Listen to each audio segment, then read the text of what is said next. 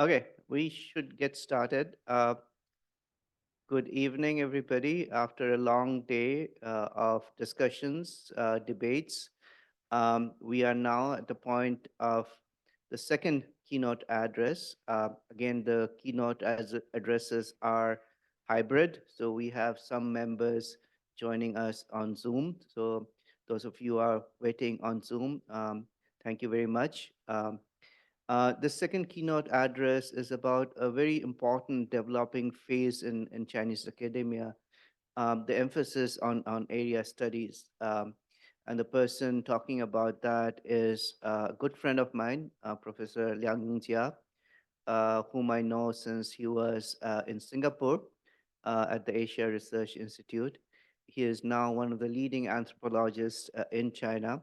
He is the Qiushi Distinguished Professor of Anthropology at the Department of Sociology, and also the Director of Institute of Anthropology at Zhejiang University. This symposium, we have a number of people from Zhejiang University participating, so we thought it would be a good idea to have somebody come from Zhejiang University and give the second keynote address. Liang Yongjia has numerous publications in Chinese and also in English. He is a participant in a big British Academy project as well, looking at the idea of global China. And so he'll be talking for about 45 minutes, and then we'll have a Q&A session after that. And those of you who are here can join us for dinner. Those of you who are on Zoom perhaps can imagine us having some Indian food. One of the things that Yongjia has really worked on is knowledge production, and his talk in some ways is related to that issue about knowledge production, but also worked on religion and nation building. And one of the topics that we are recently interested in at the Center for Global Asia, the Belt and Road Initiative. So I'll give the floor and the screen to Professor Liang Yongjia. Welcome. Thank you.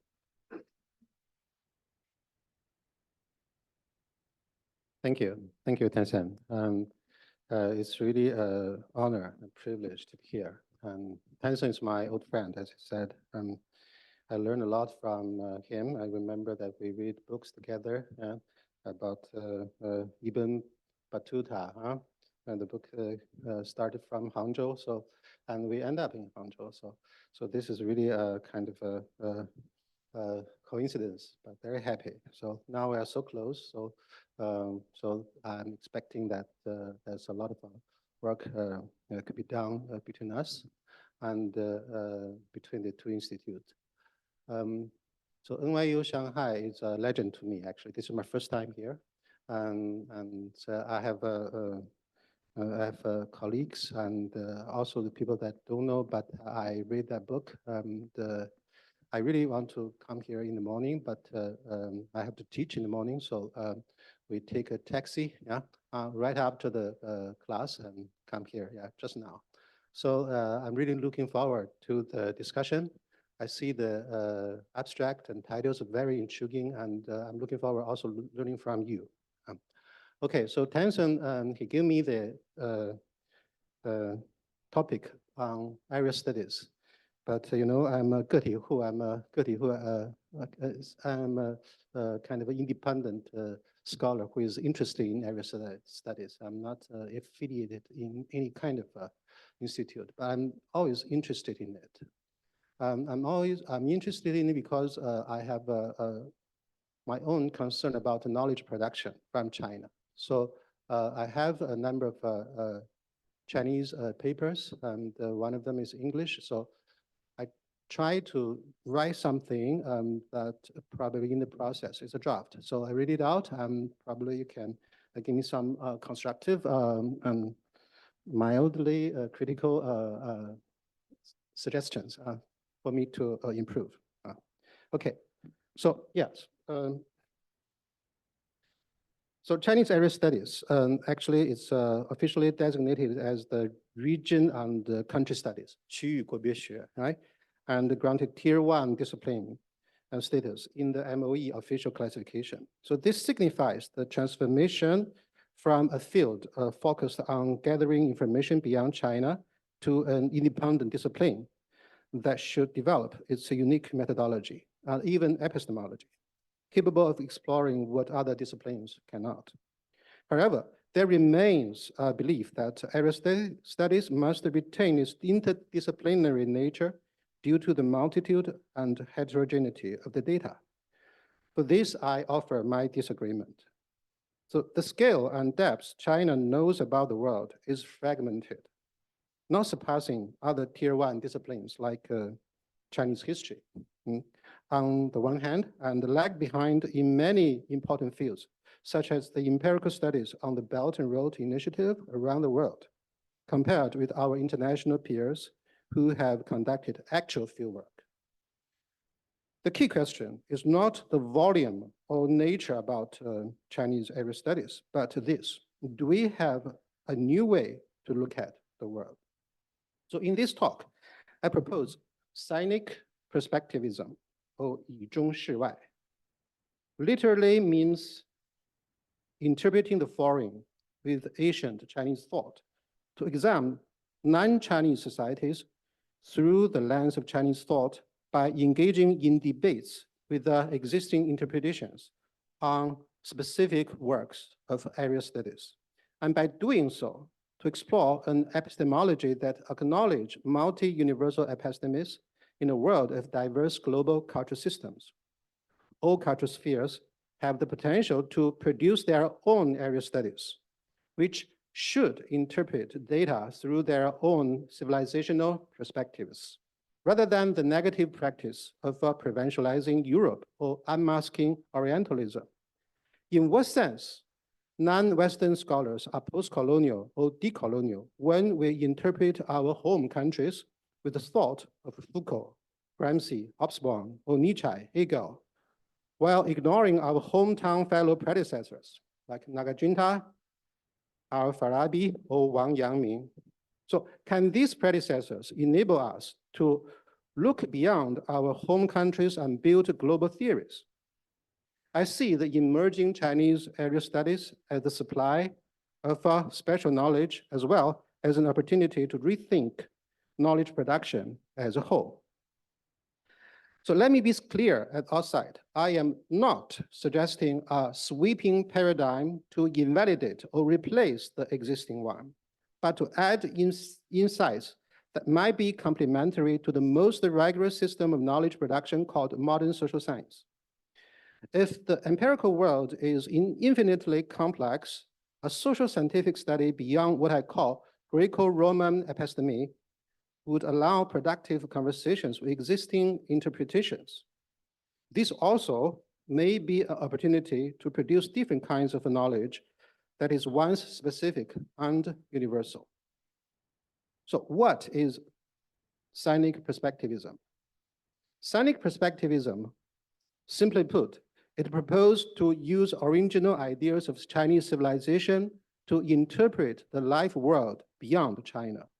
So when I use Chinese civilization, I am referring to the ways of life that have extended over the basin of the Yellow and Yangtze River for over 5 millennia. It's not singular or immutable. And one cannot determine which essential elements it encompasses. However, when compared with the lives elsewhere, its uniqueness becomes evident. To me, the Chinese writing system, which has persisted for over 3 millennia, is perhaps the most distinctive features. It enables the transformation and elaboration of the Sinic Axial Age thoughts that might be still relevant to the contemporary world. Curiously enough, the 9 Chinese words had become uninteresting to the contemporary Chinese scholars, to many of us.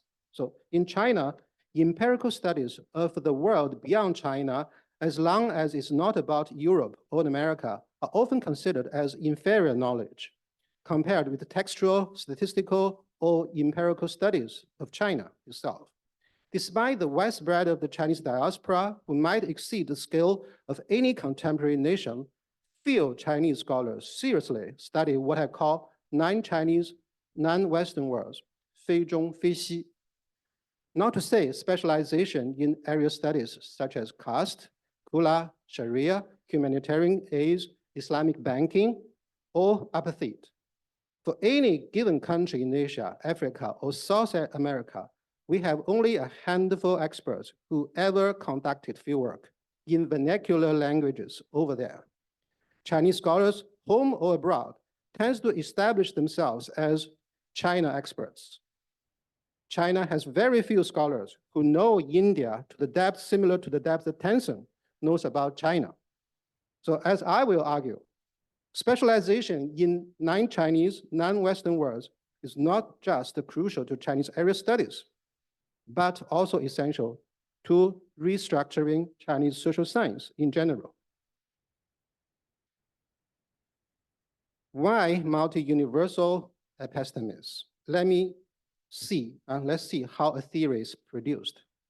The prevailing approach in contemporary social science involves constructing a set of value-free concepts, theories, and methods, and conducting comprehensive research on the empirical world.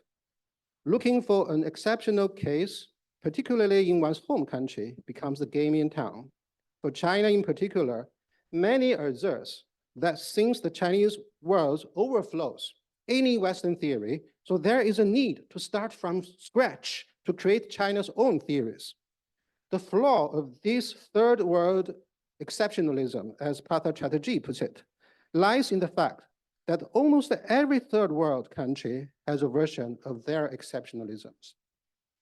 It simply assumes that other places are not exceptional and do not exceed Western theories, thus paradoxically reinforcing the academic division of labor that the West looks for the universal while the rest looks for the particular. The reality, however, is that any case is a unique case, and exceeding theory with exceptions is precisely the standard approach. So the paradox is, though many empirical data is extracted from researchers' home countries, the interpretive framework still lies in Europe or in America. Behind most empirical studies is a European thinker who usually has no relevance to the place where the study was conducted. Giddens, Foucault, Habermas, Bourdieu, Hobsbawm, Gramsci, Friedman, Hayek, who will you use for your case study is the question asked by many empirical scholars. However, these who-level masters did not conduct their research like us. He, or rarely she, unfortunately, doesn't care where the world exceptions are found. What he cares about is reinterpreting certain fundamental propositions in the history of the Western thought and rediscovering ideas from certain key thinkers of Renaissance, Middle Age, or Grace. Bourdieu's Habitus, Agamben's Homo Caesar, James Scott's Matters, Habermas' Communicative Ethics largely come out this way.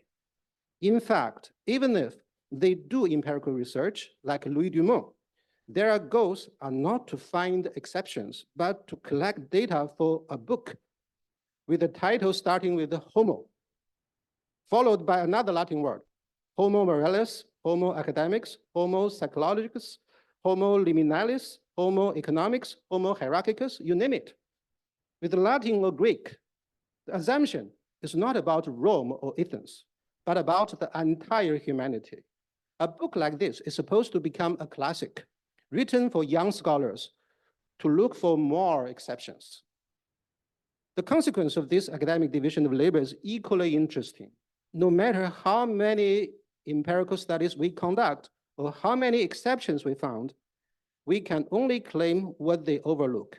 And by doing so, we make ourselves perpetual pilgrims to the Pantheon of the who-level masters, mainstream post-colonial or decolonial studies, which have to mention Foucault on almost every page, are not exception for such a fate. This is perhaps why there have been almost no non-Westerners being inscribed in the long list of big-time masters. It is therefore useful to propose the concept of a Greco-Roman episteme to describe the mode of knowledge production for modern social science. I use episteme to denote an inescapable framework of knowledge production. I found Charles Taylor's social imaginaries, mystical ideas internal return, or Fi Xiaotong's social consciousness are all good concepts, but episteme is perhaps more accurate. Unfortunately, the idea comes from Foucault, which makes me commit the same sin. Here I quote, "In any given culture and at any given moment, there is almost only one episteme that defines the conditions of possibility of all knowledge, whether expressed in a theory or silently invested in practice." How is so? I believe it has something to do with the modern social science in general. Modern social science can be arguably traced back to the moral philosophy. It emerged in the wake of the death of God, predicted on establishing a profound world subject to active intervention on transformation, which is no longer eternal, but mediable, analyzable, and manipulatable by employing Cartesian methods. Philip Desclard argues that 17th century European thought had objectified nature deeply ingrained in contemporary consciousness, a dichotomy between culture and nature, with the latter being cold, thoughtless, and external to human, leads to the Europeans to begin its worship of facts, according to him. This led to the rise of familiar subjects as religion, politics, law, nation, society, and so on. Among them, economics, detached from the overall profound world, successfully become to this day as the core category of social sciences. The scholar believed that there was an ontological shift in European thought from analogism to naturalism. The counterpart of a singular nature is plural cultures, which share imagined human nature. Just like God, external to the universe, there should be a human nature external to the world, irrelevant to any specific culture. The legal and the philosophical question has become, to quote David Graeber and David Wangro, what rights do human beings have simply by dint of being human? Human nature laid a solid foundation for social sciences. Political science, economics, sociology, anthropology, and jurisprudence all began with some kind of axiomatic presumption of human nature. Humans are political animals, competitive cooperative animals, power-pursuing animals, rational animals, or interest-maximizing animals. To a large extent, the dazzling methodological techniques and cumbersome theoretical system in modern social science still mirror the key Enlightenment concepts: property, equality, order, freedom, rights, justice, morality, race, and especially power. For example, in his monumental work, The Source of Social Power, Michael Mann explains the foundation of his gigantic project in just a few words about human nature. Human beings are restless, purposeful, and rational, striving to increase their enjoyment of good things of life and capable of choosing and pursuing appropriate means for doing so. Human history thus becomes a history of human selfishness, which, by the way, never been deconstructed by postmodernists. However, the assumption of human selfishness and greed is what Stalin called the Western illusion of human nature, where he argued that time and again, for more than 2 millennia, the people we call Western have been haunted by the specter of their own inner being, an apparition of human nature so vicarious and contentious that unless it is somehow governed, it will reduce society to anarchy. From its unique metaphysics of the West, namely the moral philosophical deduction of the human beings, evolves from the state of nature to the state of rationality, which assumes a opposition between nature and culture, viewing human as involuntary servants of our animal dispositions. Hobbes, Machiavelli, Kant, Adams, and medicine have all sought ways to overcome human greed and selfishness. In short, Euro-American social sciences have never been a knowledge about Europe and America, but rather a system exploring the world through the lens of the Eurocentric concepts derived from the Greco-Roman episteme. Broadly speaking, social science is about area studies. It is the Western perspectivism aiming at enriching itself through studying other parts of the world. However, human beings are cultural beings, and being human means being cultural, being symbolic on utterly everything. It's simply impossible to be centerless and remains neutral. But let me be very clear, I am different from Stalin's. There is nothing wrong with Eurocentrism. Western civilization has created the most reflective, critical, and rigorous system of social science to date, laying the solid foundation for multi-universal approach to knowledge. The perennial problem is how to describe other empirical words without the fright of Greco-Roman lexicon.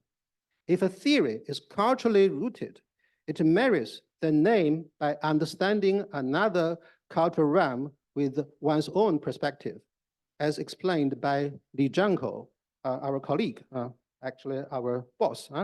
A theory is a generalization in which conditions in one place or at one time or both are articulated in such a way to apply to other places or times.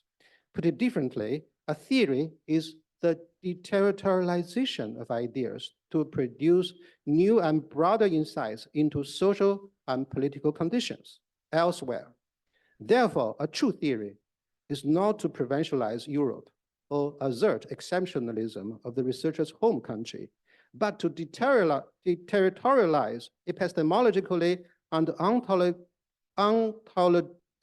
ontologically distinct thoughts from their civilizational roots.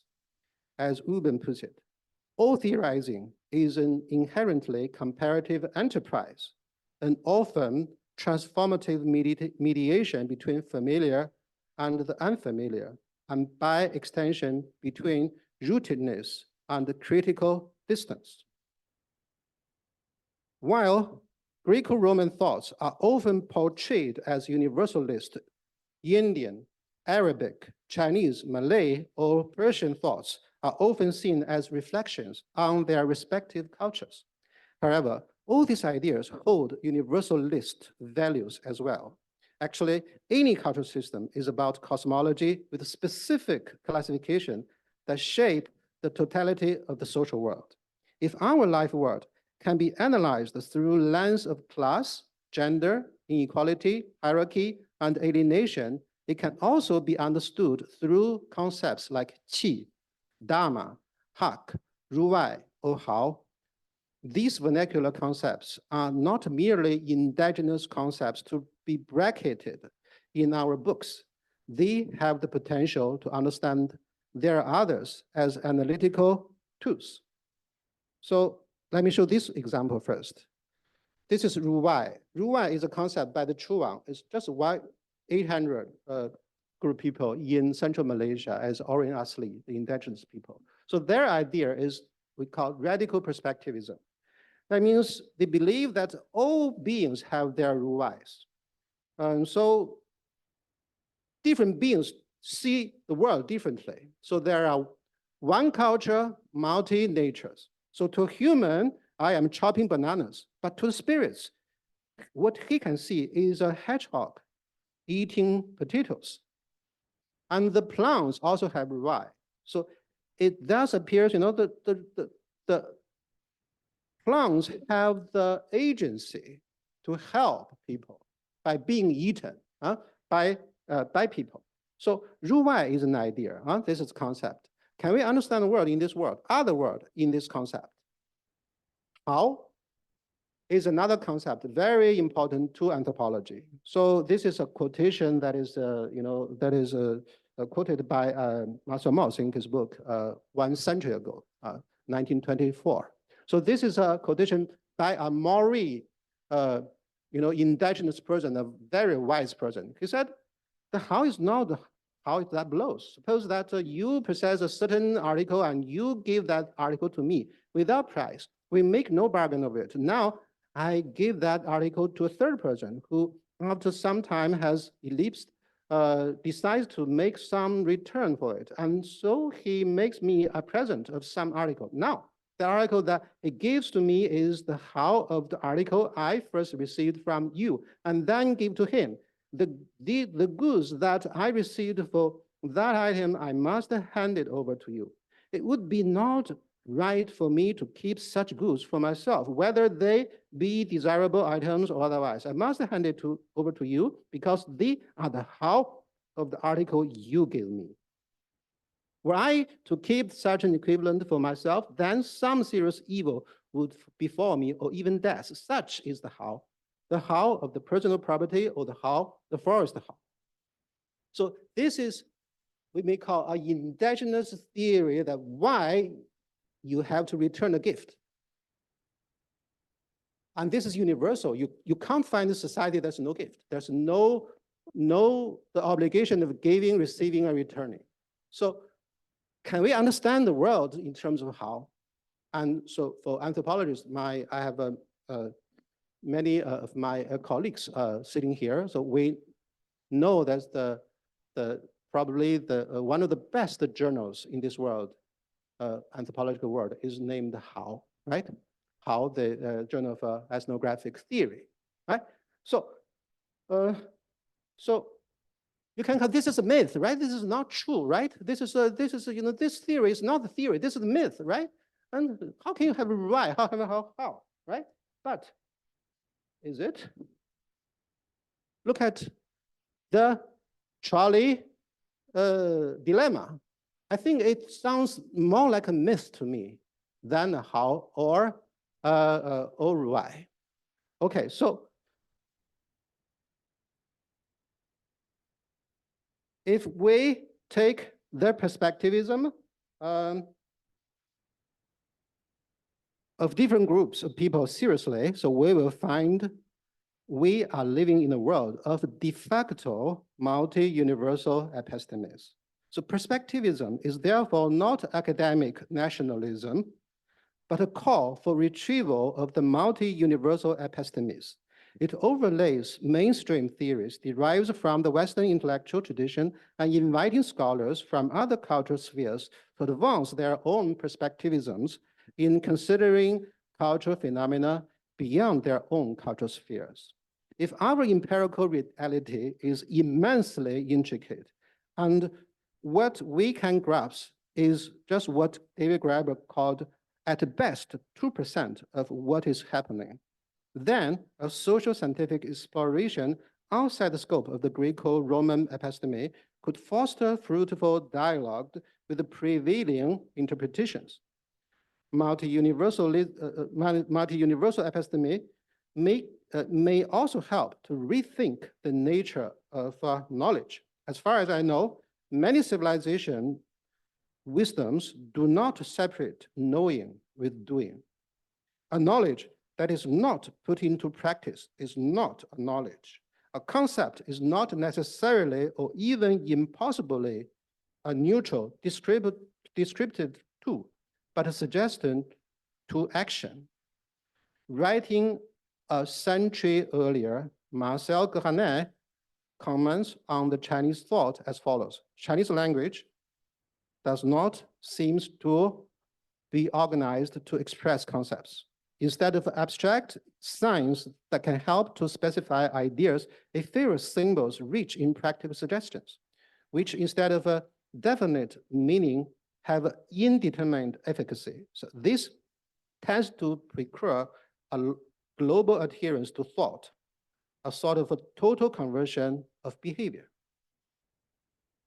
Fi Xiaotong, the founding father of Chinese anthropology, proposed similar ideas in his last paper published in 2003. By proposing to develop Chinese notions of heart, he delineates a new way of producing knowledge. The subjectivity and morality implies in the word heart, xin, contains the impetus and the constraints of the knowing subject, namely the man. This notion, different from many academic studies today that emphasize the value-neutral and objective stance, acknowledge the inevitability of the value judgment. It does not attempt to evade or conceal a value preference and moral responsibility, but rather openly ethicize or moralize the relationship between me and the world, explaining the process of exploring the world as a process of self-cultivation to achieve the goal of benefiting the world. Today's sociology should explore what the ancients have discussed for thousands of years about the heart. So it cannot simply be translated, the heart, into modern concepts and categories, such as thoughts or intelligence. Back to Marcel Garnet, also warned us the danger of corresponding Chinese thoughts into English concepts.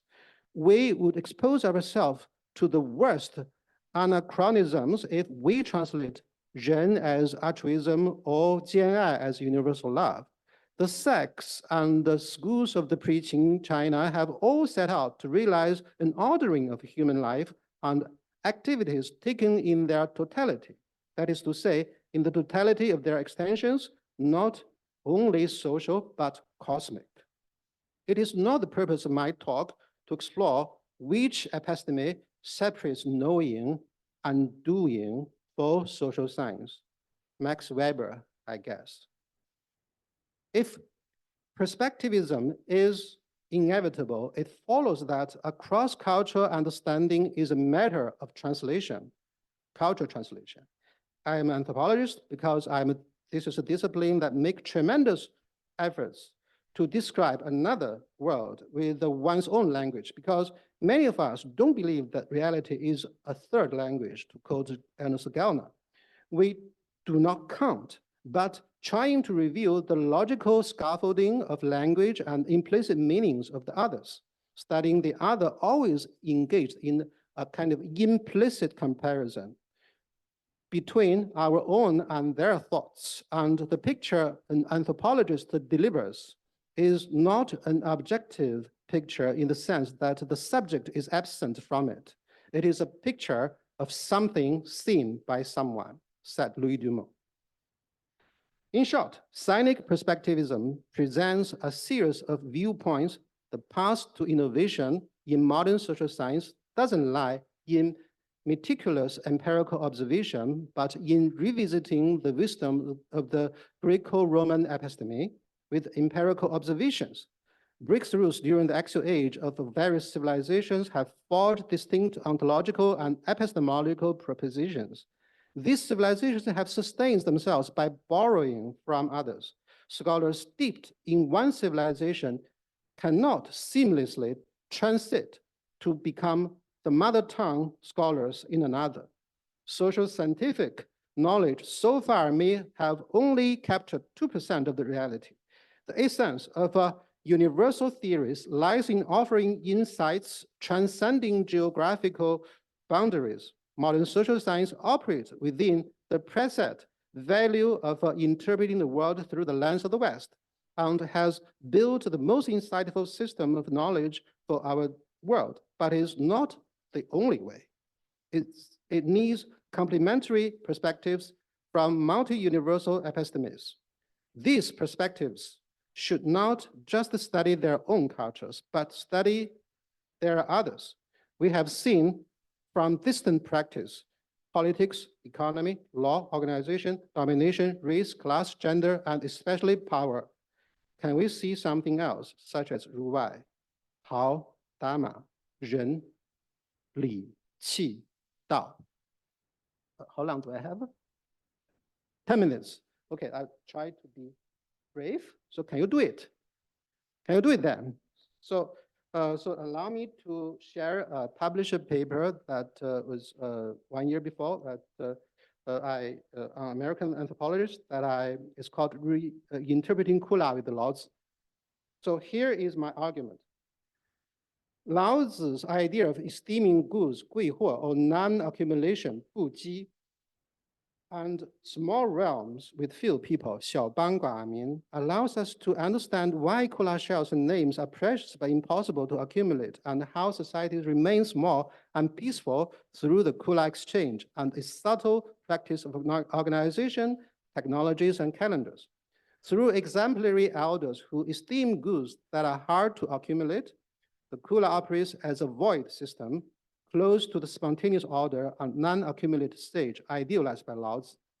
So for those who are not Melanesianists, the Kula exchange in the southeast island of Papua New Guinea is one of the most studied anthropological topics.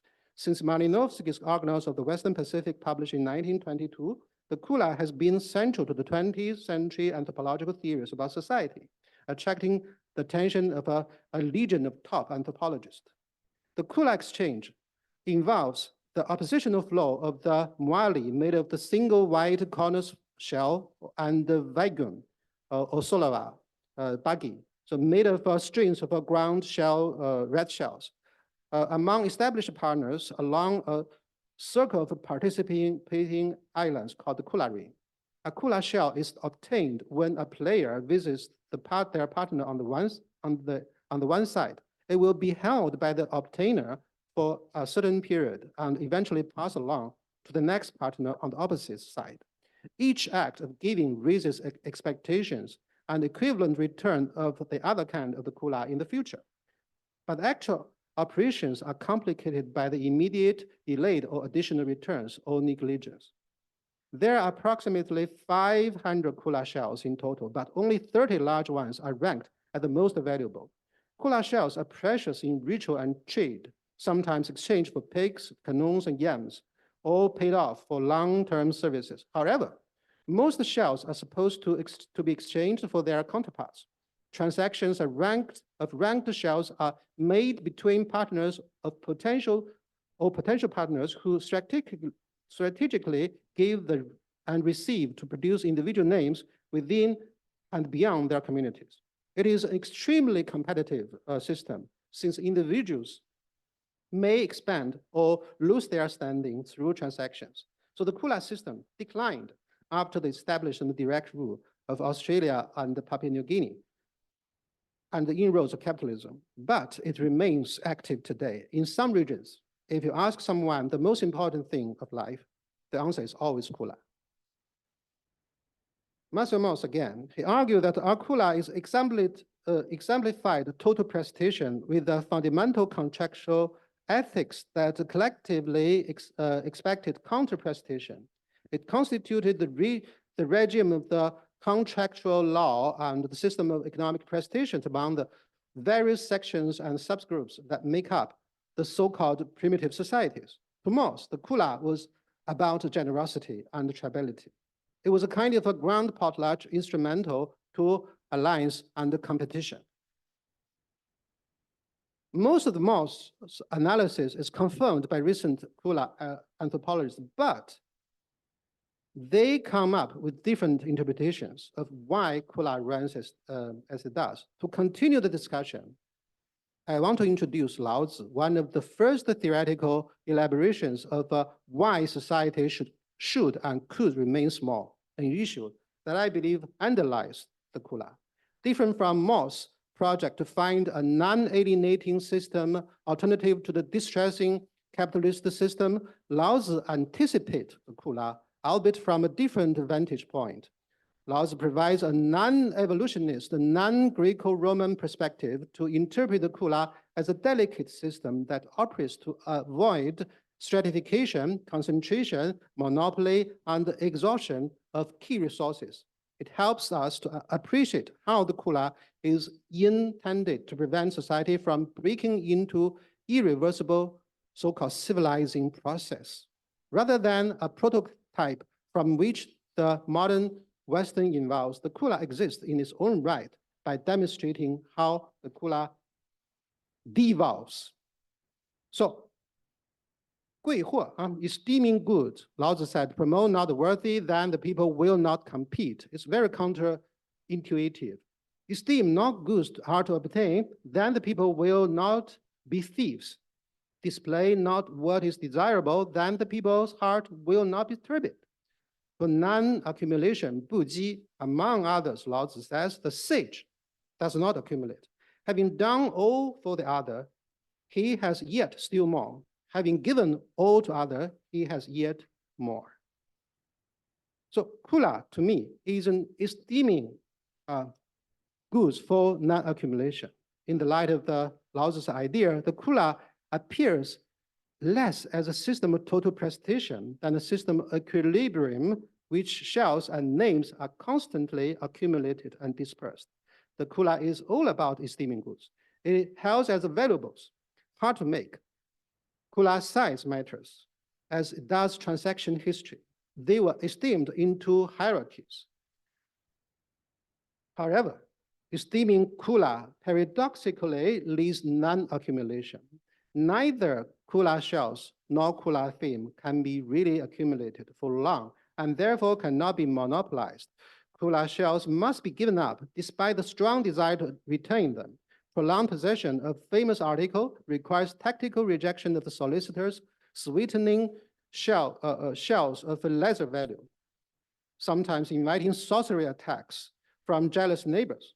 The longer one keeps the shell, the harder it becomes. Along the kula ring, the shells are dispersed among the partners. Each transaction raises the name of the recipient and the giver's partners once removed, while the giver's name falls. The ebb and flow in the production of names seems to be deliberately inefficient, lacking the instrumental rationality. So the kula shell and theme are esteemed but hard to accumulate because transactions will simultaneously create winners and losers. In terms of name production, this is an offsetting system that accumulates little gross domestic productivity, GDP, found in the capitalist mode of production. Shell and names are accumulated, but accumulation is insufficient and temporary and inevitably leads to the dispersal. Thus, the kula runs in such a way that allows intensive individual competition but prevents infinite accumulation. This is just like Lao Tzu's idea about 自然 or spontaneous order, by which a cause inevitably reverses itself. So I should skip this. And about the 小邦寡民, we see small realms with few people. Lao Tzu said, keep the realm small as people feel. Now let the people travel far and leave their homes and risk their lives. Boat or cart, if kept at all, best not to ride, shield and blade best not to show. Guide them back to early times when not a course social signs, although a neighbor realm stood in view, their folks would never traffic to and fro. It literally connects some facts, the kula rings, that would be otherwise overlooked. First and foremost, the kula ring is a chain of small realms. Political and kingship organizations, language groups, and their regimes are usually confined to one island. Matrilineal kingship allows big men to create association, but they are easy to reorganize through valid counter-arguments. The kula society also prefer rough estimations like Lao Tzu says about knotted cords to serve for science. In a world with a robust, hard-working ethic, people paradoxically do not measure their products precisely. The oppositional flow of the Muali and the vegan kula is a deliberate arrangement against the precise measurement. The required equivalence involves two different assessments. For Muali, the larger the corners shell, the more labor it implies. For vegan, the labor is congealed in grinding the shell pieces into small diameters. People expect equivalence, but they did not, to quote Fred Damon. There was a point at which the specific application of our measures was or seemed to be unwarranted imposition. That is why complaints are endless about whether a return gift is equivalent. Complaints perpetual kula pass, but they are possible only when there's no tools to measure. Were they to exchange the same kind of articles that were easy to measure, like capitalist commodities, there would have been no gossip, argument, tact, magic, or sorcery, or nuclear at all. Okay, let me wrap up. Lao Tzu undoubtedly gave insight of how human could and should have avoided that process, over-organizing for betterment, but only to speed up their final doom. It is not accidental that the Indo-Pacific is scattered with sage kings, world renouncers, hollow crowns, exemplary centers, exodus anarchists, little traditions, and the king's nurse myths. The wisdom of undoing over-organization is rich across the globe, and Lao Tzu is perhaps the earliest version. Therefore, it is impossible to make it is important to make comparisons, not just between the West and the rest, but from all possible perspectives. Let me repeat, Sinic Perspectivism is not a blind praise of national pride, but a plain version of multi-universal epistemes. It does not intend to bring a sweeping paradigm to falsify the so-called Western theories, but to form productive conversations with existing ones by engagement in concrete setting of a distant territory. What I try to propose to Chinese area studies and, if I may, knowledge production in general is such a perspectivist comparison, which does not intend to invalidate the existing universalism, but transcends a view of singular Western universalism and multiple non-Western exceptionalisms. Thank you. Okay. Questions? Yes, doing, somebody has the microphone there. Yeah.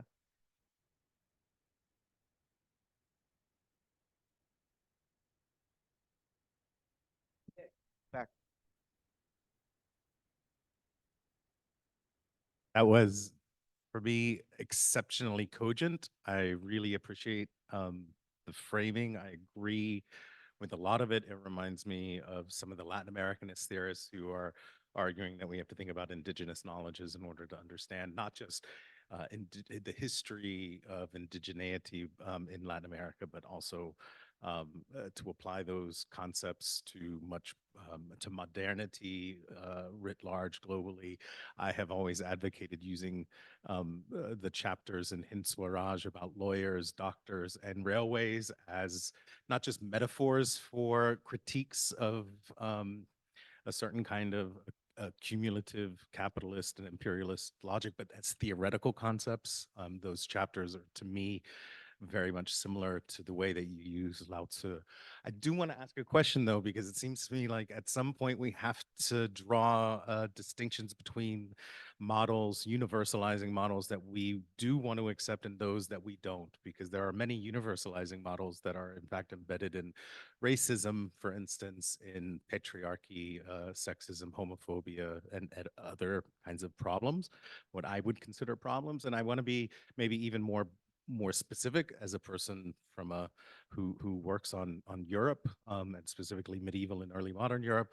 I want to give a very concrete example, not too different from the most example that is relevant for anthropologists, and that's of the case of the keys of Saint Hubert, a saint, a Catholic saint, whose symbol was a key. The Catholic Church would produce these very large, oftentimes 2 feet high metal keys to symbolize Saint Hubert. Interestingly, if you were bitten by a dog or some other rabid animal, you were supposed to flee to a church immediately and have them heat up the keys to, boiling hot, and then it would be applied to the wound and scalded. Of course, for the Catholic Church, where Catholic also means universal, right, in Latin, that procedure is understood to be the workings of grace, the workings of the preternatural or supernatural powers of the saint, and modern medical science premised on modern social science in this regard in terms of method, right? Would say, no, what it's doing is killing the bacteria that would otherwise produce. I mean, it's the same operation as chopping the hand off, right? So that you preserve the rest of the body by damaging another part of it. My question is, at some point, at least within a certain kind of paradigm within Europe, there's a competition between certain universalisms, and the social science that you discuss that you also don't want to kind of abandon by provincializing European thought, made an argument, I would say, or made a choice to prefer one cosmology over another cosmology. So, for instance, Lao Tzu is a very interesting example. And not being a person who works on China, I know of the texts, but I have not read them myself. But I have a student who's working on not Lao Tzu, but the other big Taoist text. The what's that? Zhuangzi. What I've learned from her work is that the texts are very, very different. And in a certain sense, the Zhuangzi is perhaps a little less amenable for this kind of perspectivalism that you're discussing, in much the same way that I would argue that the Catholic Bible is, or that maybe the Bhagavad Gita is not as useful as other Indian texts of this kind of antiquity or this kind of philosophical depth. I'm just speculating here on the non-European context, but I'm wondering how you would think about the question of competing universalisms that either contradict each other or universalisms that actually pose really problematic kind of explanations of the social and the political. You who are on Zoom can type in their questions. I'll ask on their behalf. So, Yongjia. Thank you. Yes. Yes, I should note down the paper, the chapter mentioned. Yeah. Maybe later on you can teach me where to find the citation. But the example is very interesting about Europe, the Catholic healing, and related to the competing cosmologies, competing universalism. I think that is quite natural, actually. Not just for so-called civilizational with the writing system, that way you have different schools. But also in some small societies that you also see that. So about cosmology, people don't agree with that. People that have some probably the same kind of implicit agreement about something, but they argue differently. And also for Chinese competing schools, actually they were competing largely because later on, the historians and scholars made them competing. Yeah, actually the Taoists and the Confucians actually they borrow each other greatly, actually. And very similar. So there is another book named called "The Cosmologies in the Making" by Frederick Bass, and he works on Papua New Guinea. This book.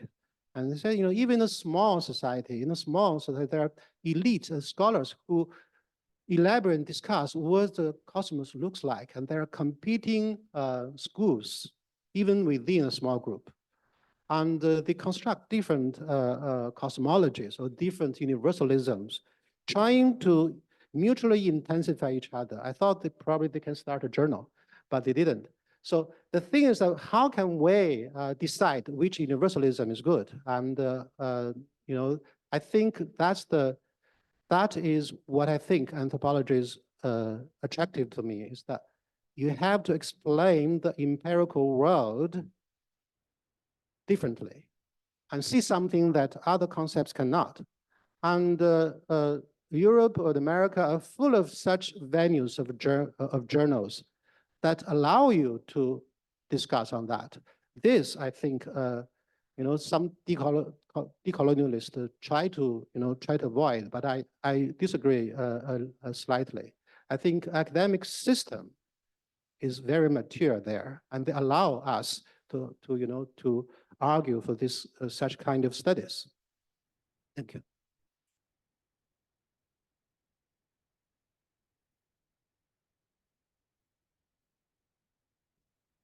can you introduce yourself? Hi, my name is Rui. I'm a GPS fellow at NYU Shanghai.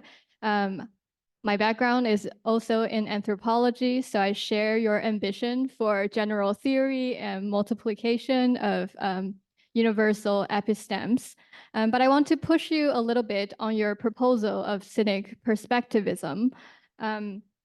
I'm especially concerned about the distance between the ancient Chinese thought and the contemporary Chinese life or the contemporary global life we're all part of.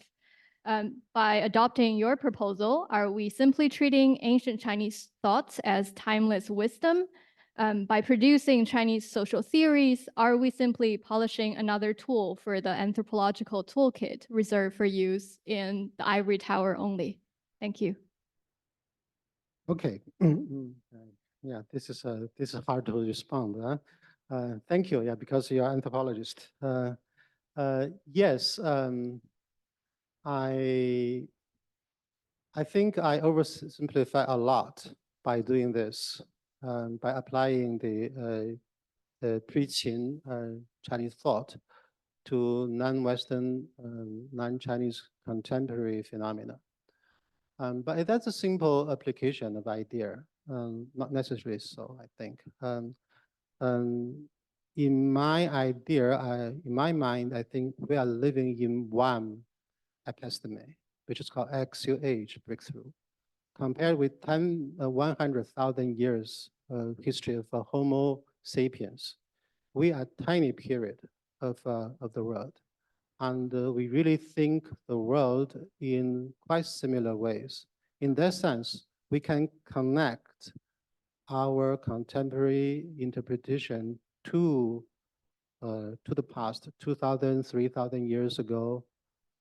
Seems to be very old, but actually very near to human history compared with that history. In that sense, we can do that. But that simply interpretation, that's what I understand, is a simple perspectivism as a simple interpretation.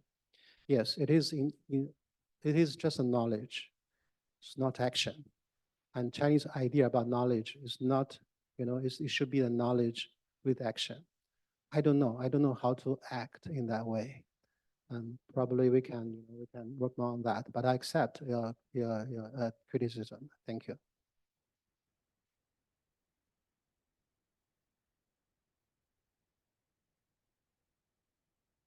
Dr. Liang, thank you so much for your talk. I actually have a very silly question, but I think that's very practical in terms of your suggestion to use diversification and multiplication against Eurocentric singularism. If we do that, what about the language problem we use to address the question, right? I think that's important because the power of Eurocentric knowledge production is embedded in the language we're using in academia, right? Now you're explaining your thoughts in English. And even though you say you want to get rid of that, it's still embedded in your speech, right? So how do you how do you think we solve this problem if we're going to multiply I lost my words, but I think you understand what I. Yes. Yeah, thank you. This is a question that bothered me for a long time, actually. Yeah, how can you do it in English if you're doing a Chinese episteme and the concepts cannot be translated into English? I think this is, we are talking about English and Chinese, but actually it is universal. Probably it's a problem for all kind of interlingual communications. So then I think we should make a difference between culture and language. We can be multilingual, we can be trilingual, we can speak many languages, but probably we cannot be multicultural. So I don't believe the things called biculturalism, that you are native mother tongue member of one culture, but you can't be both. I know so many world-renowned scholars who work in top institutes in the world, but inside them, they are actually very Indian, very Chinese, very South African, very Australian in this sense. Oh, probably Australian not, because it's still West, but right? Malaysian, if you like, but so people are bicultural in appearance, but actually, no, no. We only live in one episteme. We understand Greece. We can study ancient Greece. We can study the Western culture, but our own values automatically, I call, interfere with our understanding of those. We can never be a native scholar of another civilization once we become adults. This is probably the answer. We can be bilingual. We can explain the idea in that language. I think largely we communicate, we understand in English or another language, but culturally, no. So that's why I think anthropology is cultural translation. It's not a dictionary, vocabulary or glossary translation. You need to write a book to translate key concepts of another culture in order for your peers to understand. Okay, this is probably an imperfect answer, but this is what I'm thinking for the time being. Thank you. Yongjia, there's a question behind you from Derek. I think you know him. Thank you for the inspirational talk. It opens up so many possibilities. My question, he says, concerns the role of institutions in political economy, that is, the simple manner of financial resources and support, in determining that what epistemic perspective, not to mention voices, can gain prominence as the interpreting perspective of varied others. To what extent is it the rise in China's political economic position which enables a cynic perspective? Thank you. Thank you, Professor Sheridan. I believe we communicated before, but we never met. Yeah, this is a very good opportunity to meet you online. Yeah, thank you. Actually, I thought about this question. First, you can see that I'm using Lao Tzu. Nobody uses Lao Tzu actually nowadays. People talk about Confucius all the time. And I didn't use Confucius not because that Confucius is overused, just because my character is more like a Taoist. This is happened to be the case, and there's no institutional support for this study at all. So yeah, so when I publish, there's no funding for it. Yes, for this kind of idea become institutionalized, and then some episteme will be preferred while the others are not. And I think that's natural and that's unavoidable. But as scholars, we still can make our choices to think which one is the one that we are believing, and we are incultured in. So we still have that choice. So it's not just, I don't think Lao Tzu actually is Chinese because he lived in a time that when China is not a concept at all, right? So yeah, so such kind of Axel age thinkers think in specific terms, but address universal issues in an original way. That is the thing that, that's their advantage point. They're the first people who think in that way. So later on, we have to, follow them.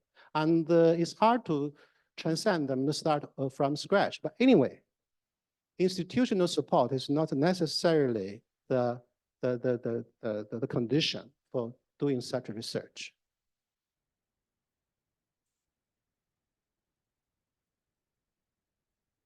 I have two questions. One is a glib one, and huh? Oh yeah, hi. I'm also an NYU Shanghai faculty over here, and yeah, I'm a geographer. And I have two questions. One is a glib one, and the other is a more serious one. I think the first one is like, how do you get through peer review? You know, first of all, and like as an early career scholar, it is actually like AE is taking 2 to 3 years. AA is taking, I don't know how long, and how to forget about it. So it's just like it's taking so long to get through peer review anyway under normal circumstances. But to actually propose something so radical and go through it is, I think, going to be an interesting process. That's the glib question. Second question is the one about comparison. So while you are arguing for Chinese perspectivism, how do we think about creating epistemes that can be compared and that kind of take the kind of focus away from the Greco-Roman knowledge systems? So like, how do you think about comparison in this system? I'm not sure that I understand the second question about comparison, right? So what specifically you want to, So like if we were to think about like you just kind of just said something very interesting, is that you are who you are if you are like exposed to something as an adult, and that becomes your system of knowledge, right? So like for instance, and you use Tansen as somebody who knows the Chinese systems extremely well and also the Indian systems, right? So scholars like Tansen are probably very rare who can speak to two different, incredibly uh, mm, rich knowledge systems equally. But if you were to kind of begin the process of this kind of a comparison, can we think of like a, like a agenda or like a kind of a, set of guidelines or ways of beginning a comparative framework that is also speaks to producing alternative knowledge systems? So he said. Yeah, that's a question. Okay, thank you. Thank you. The peer review. And first, the peer review. Yeah, thank you for asking the question and giving me this opportunity of how this paper came into being. Actually, it takes quite a long time. And this is the first time I feel that I can do a research that can fail. So I become kind of a natural scientist, experimental thing, this is sense. So I remember that is Singapore during before the pandemic. Actually, I stick so many papers in my bedroom, and trying to do, this is very exciting, but also I can feel the high risk, and yeah, it takes a long process. So don't do it if you're not tenured. Don't do it. Yeah, yeah. But on the other hand, I think this is this kind of you need an institution. You really need an institution to help people to think in that way. And that institution should be quite liberal in this sense. If you want to use Moz, or even you want to use Ruwai, right? Even you want to use, somebody from, say, Pakistan or India, to think to use Rumi, to use a different, yeah. So that can be done, but I'm not that powerful. So, but I hope that will be an institution for that. For comparison, yes, there's a lot of anthropological discussion about that. And that's why I said, in this sense, it's implicit comparison. When we study someone else, we study people who speak another language and, they use a different set of symbols. We quickly realize that how different we are, and we become children. We become children in another, when we do field work, we become children. We don't know how to eat, how to sleep even. Yeah? So those kind of things make us quickly realize that we are living in a kind of a not universal world, but another symbolic universe. So this kind of culture shock, is the beginning of a field work, and then it takes more time for you to finally understand why they do things they're doing. Yeah. So it's implicit comparison. We realize there are cultures only because by implicitly comparing what is natural to us, but actually so exotic to them. Finally we familiar ourselves with the unfamiliar. But can we really understand them? No, we can only translate them. And by translating them, we enrich our own understanding of ourselves. That makes each culture more tolerant, open-minded, and extensive. I was involved this morning by international relations people. One of them is going to ask you the next question.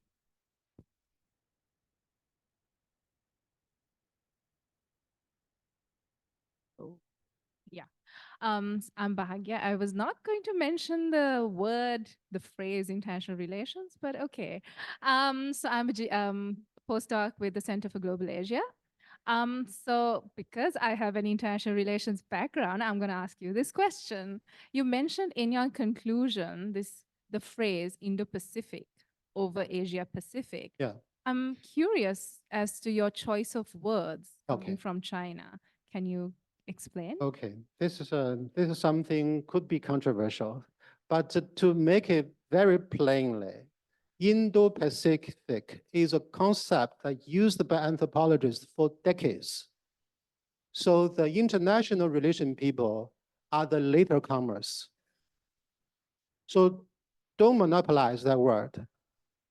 Indo-Pacific refers to a language group called Austronesians, and together with other groups. So you can compare vast areas of cultures globally. For example, the Austronesian speaking people spread over 2/3 of the global surface, although most of them are oceans.